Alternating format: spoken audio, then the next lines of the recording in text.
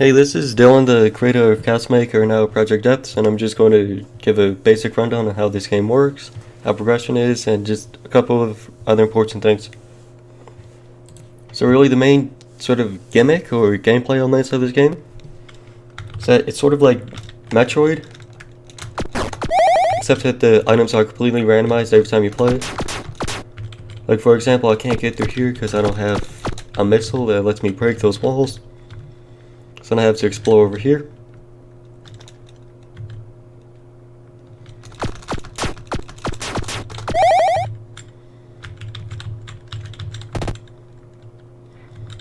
And so I find another capsule, which then gives me blast missiles, which let me break walls like these from before.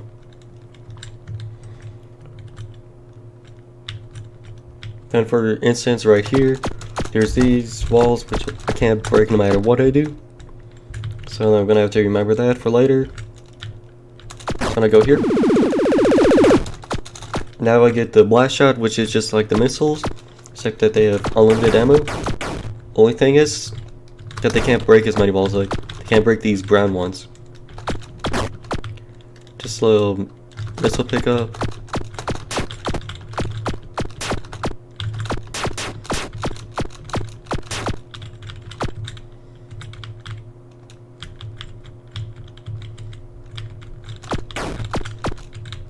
Now for instance, I can't get over here because none of my shots make it far enough. So I'm gonna need the long shot. Should find somewhere else. But I can go here because I have the missiles. Into this place.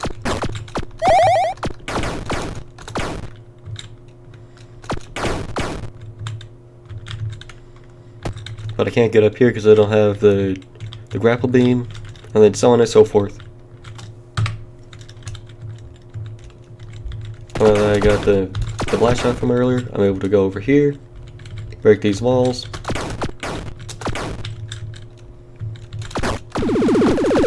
I get the fast shot, which lets me shoot more often, helping in combat a lot. It's about, I'd say, either 30% or 50% faster.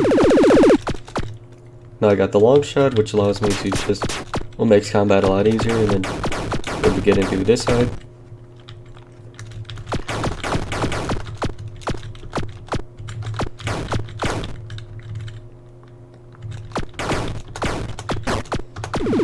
And grapple beam. So yeah, that's just the basic idea of a Metroidvania, nothing unique so far. But if I play through it again, and of course I started with the blast missiles this time. Just moved it over here earlier.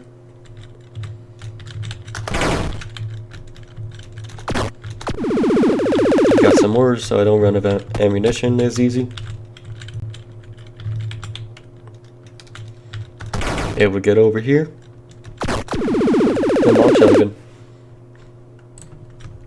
So really, that's just the main gist. It's Metroidvania, and you get random items, which in turn gives you random progression and a unique gameplay experience every time.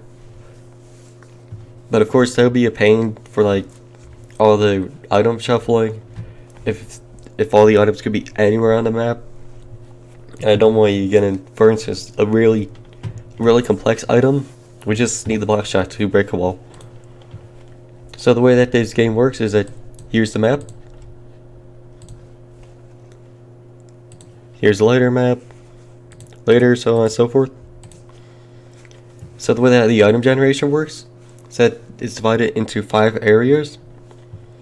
And area 1 has its own set of items. I can show you real quick. It's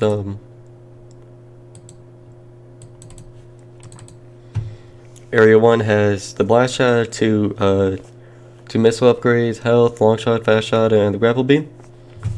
But then Area 2 has the blast shot, fast shot, like a little bit of overlap. It also has the charge shot, the blast bomb, a high jump, and a grapple beam upgrade.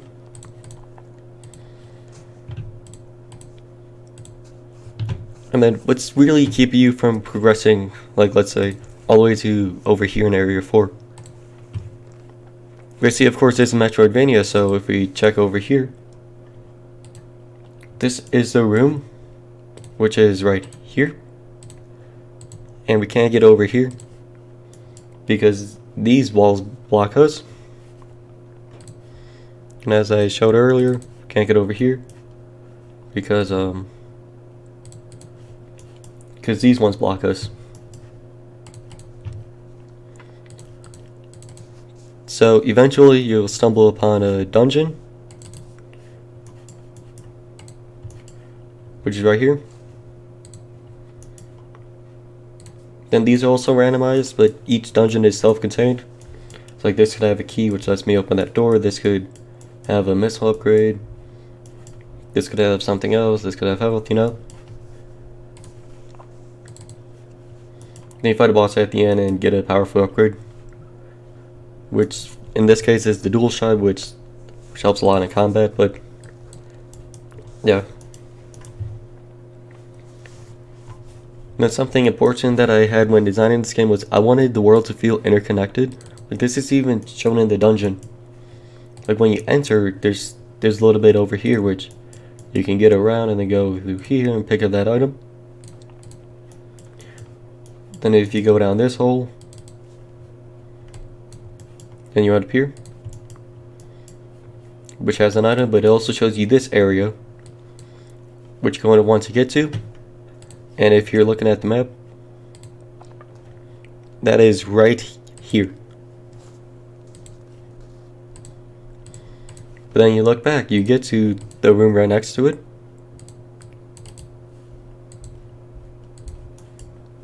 And you can't get up there because it's possible to reach here yet.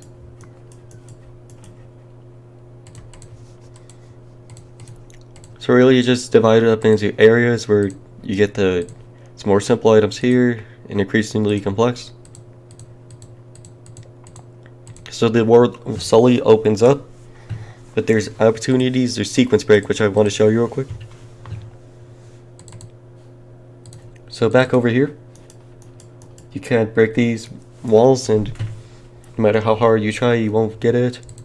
Not even the main item found in this dungeon will you break those. You instead have to go into this area, and one of these of course will have it, which is the charge beam. Which you need the charge beam to break these walls. Now let's go down here, pick up that item, do a lot of stuff. But you actually don't need to go into the first dungeon or get the charge beam, even though it's an area 2 upgrade, because you can get into area 2 without being in the dungeon. So for instance, right here, there's this wall which just needs the missile upgrade. So you just go down here and find the charge beam, hopefully. That allows for some sequence breaking, such as